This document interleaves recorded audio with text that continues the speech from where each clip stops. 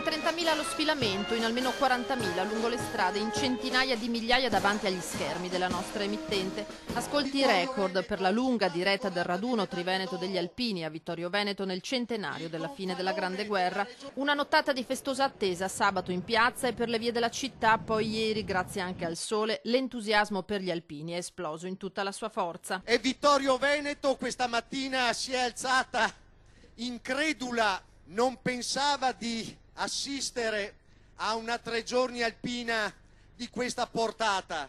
L'omaggio del governatore Luca Zaia ai vessilli, Zaia che in tribuna d'onore ha ritrovato il ministro per gli affari regionali Erika Stefani, con cui sta trattando l'autonomia del Veneto. Sfilano le sezioni, Friuli Venezia Giulia, Trentino Alto Adige, Veneto, gli alpini che hanno fatto la storia, gli alpini che hanno combattuto la guerra di 100 anni fa in casa propria, sulle proprie montagne. Sfilano i neosindaci di Vicenza, Francesco Rucco e Treviso, Mario Conte, sfilano i labari delle comunità del Piave, sfila la sezione di Treviso.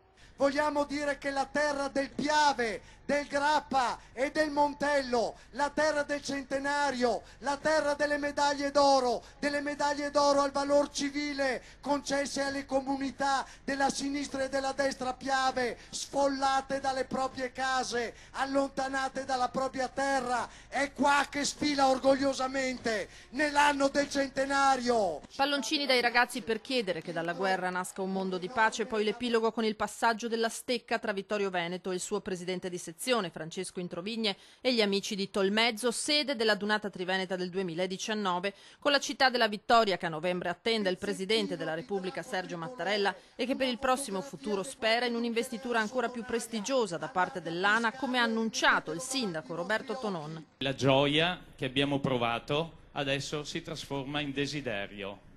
Il desiderio di fare la stessa azione che stiamo facendo noi passando la stecca agli amici della sezione carnica.